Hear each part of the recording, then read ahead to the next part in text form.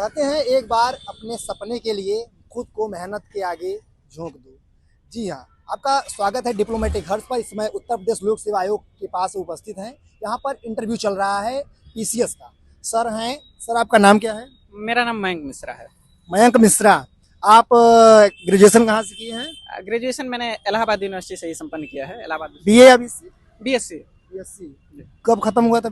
BSc मेरा खत्म हो गया था 2019 में ही। उसके बाद मैंने पीजी संपन्न किया है। पीजी भी इलाहाबाद यूनिवर्सिटी से? नहीं, पीजी महात्मा गांधी काशी विद्यापीठ से। तो आप कोचिंग ऑफलाइन किए थे ऑनलाइन?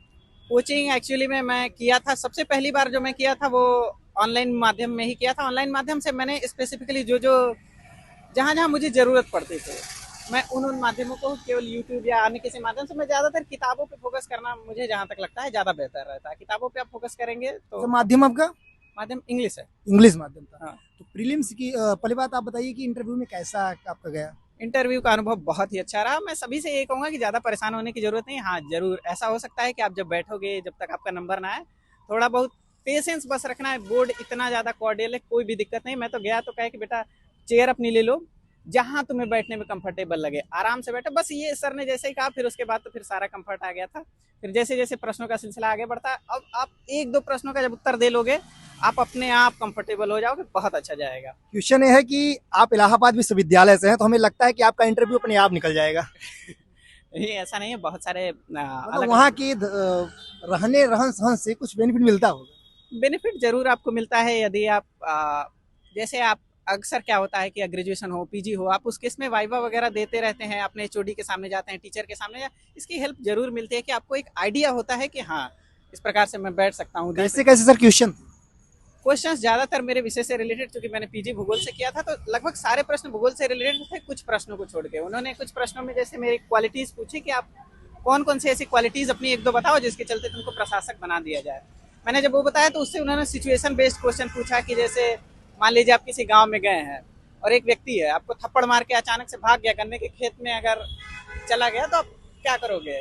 क्या सर, सबसे पहले तो फिर सर ने मुझे बताया कि मैंने कहा भी था कि सर सबसे पहले मैं पता लगाऊंगा कि है कौन वो व्यक्ति। सबसे पहले तो यही जरूरी होगा कि व्यक्ति है कौन, और यदि वो व्यक्ति कहीं कई बार ऐसी भी घटनाएं होती हैं मानसिक रूप से विक्षिप्त हो, ऐसा करके चला गया, तो उस केस में कुछ किया नहीं जा सकता। यदि ऐसा नहीं है तो उसने एक प्रशासक के रूप में अगर हाथ उठाया तो मैं कारण पता करने का पहले प्रयास करूंगा, क्योंकि कुछ न कुछ कारण तो होता ही है।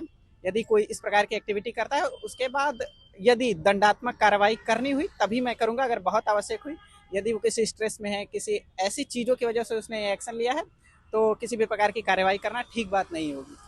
और कोई क्वेश्चन इंटरनेशनल से लेकर नेशनल एआई समिट से रिलेटेड मेरे में कोई क्वेश्चन नहीं थे, क्योंकि मेरे ज़्यादातर मैंने जैसे ही भूगोल बताया तो सर लोगों ने भूगोल से ही मैक्सिमम क्वेश्चंस रखे। कुछ इंटरेस्टिंग क्वेश्चन जैसे यूपी बिहार में सिमिलरिटी और डिसिमिलरिटी पर पूछे, कहे कि पॉजिटिव ही रखना, कुछ भी सिमिलरिटी डिसिमिलरिटी बताना तो निगेटिव मत बताना, जो भी बताना पॉजिटिव ही रहे दोनों मतलब स्टेट्स के बारे में, कुछ भी निगेटिव मत बताना। और कुछ प्रश्न ऐसे थे कि जैसे उन्होंने पूछा कि हुदी रिबल्स के बारे में तुमने सुना, ग्लोब पे सर ने कहा कि आप बताओ क्या ग्लोब पे कहाँ कहाँ है ये दोनों लोकेशन और प्रॉब्लम कहाँ कहाँ आ रही है। तो मैंने पॉइंट आउट किया। फिर उन्होंने पीछे मुझे महात्मा गांधी की फोटो दिखाई, कहा उन्हें पहचानते हो, कौन है? मैं कहा जी सर पहचानता हूँ।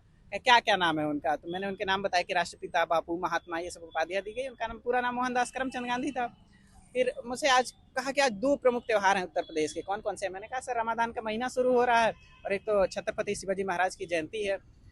तो कहा ठीक है। और कुछ प्रश्न अगर मैं इंटरेस्टिंग क्वेश्चंस की बात करूं तो बस यही सारे थे। हॉबी से अब मैंने जैसे ही सर से कहा, उन्होंने हॉबी पूछी, मैंने कहा sir watching and playing cricket. तो सर हमने हंसते हुए ये कहा कि ये तुम लोगों को कोई सिखा के भेजता है क्या क्रिकेट? मैंने कहा सर क्रिकेट इंडिया में इतना ज़्यादा पॉपुलर है, बच्चे ग्रो ही करते हैं उसी के साथ। हाँ, फिर भी कुछ तो और रख लिया करो। मैं कहा सर इधर बीच में बुक्स पढ़ने लगा हूँ। कहा कौन कौन सी किताबें पढ़ी हैं? मैंने कहा सर मैंने प्रेमचंद्र जी की किताबें पढ़ी हैं, लेकिन मैंने साथ ही साथ ये भी जोड़ दिया कि सर मैंने काफ़ी पहले पढ़ी हैं, ताकि उससे मुझसे प्रश्न न पूछा जाए, क्योंकि प्रेमचंद्र जी ऐसे राइटर हैं जिनके बारे में अगर आपसे प्रश्न पूछा जाने लगा तो थोड़ी समस्या तो होगी। कहा कौन कौन सी प्रेमचंद किताबें? मैंने कहा सर गबन पढ़ी, गोदान पढ़ी, कर्मभूमि पढ़ी है, रंगभूमि पढ़ी है। तो ये सारी मैंने चीज़ें उनको बताई। और कहा अभी कौन सी पढ़ रहे हो? मैंने कहा सर अभी अलग अलग राइटर्स की पढ़ रहा हूँ किताबें। तो मैं हॉबी से रिलेटेड कोई भी प्रश्न नहीं पूछा। आपकी प्रीलिम्स की स्ट्रेटजी क्या थी? प्रीलिम्स प्लस मेंस एक साथ तैयारी किए थे या अलग अलग? अभी जैसे 2026 वाला जिन लोगों को देना है, आप ये कर सकते हो, क्योंकि अभी टाइम बहुत है। सबसे मस्ट है आप आंसर राइटिंग करते रहो, क्योंकि आंसर राइटिंग में मोस्ट क्रिटिकल चीज़ जो होती है टाइम मैनेजमेंट। टाइम मैनेजमेंट सबसे इम्पोर्टेंट है। वो आप जितने ज़्यादा टेस्ट दे सकते हो टेस्ट दो, आंसर राइटिंग करते रहो, सबसे बेनिफिशियल होगा। 2 महीने में तो प्रीलिम्स करा जा सकता है। हाँ, साथ के साथ आप ये कर सकते हैं, कोई भी एक मैगजीन पतली से मंथली मैगजीन लेके 4-5 दिन में आप खत्म कर दो। पूरे मंथ की लगातार रिवाइज करते रहो। 4-5 दिन में एक 1.5 घंटे पढ़ने से भी वो खत्म हो जाएगी, इतनी पतली मैगजीन आती है। वो प्रीलिम्स के लिए भी बेनिफिशियल है। मेंस में अगर आप स्पेसिफिकली पॉइंट आउट कर पाओगे अगर कहीं मेंशन करने के लिए, तो वो भी अच्छा है, तो उससे भी कोई समस्याएं होंगी नहीं। मीन्स में आंसर राइटिंग के लिए चैट जीपीटी, जेमिनी।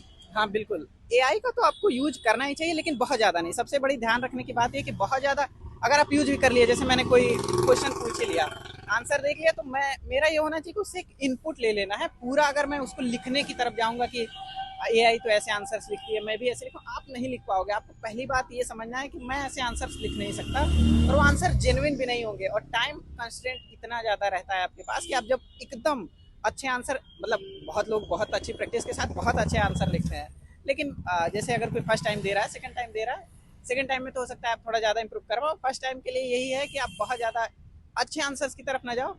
सबसे पहला काम आंसर लिखने की तरफ जाओ। हर बार लिखने के साथ साथ वो आंसर अच्छे होते जाएंगे without any doubt. Geography economics के लिए मेंस में क्या करें, एनसीईआरटी या उससे अपर लेवल?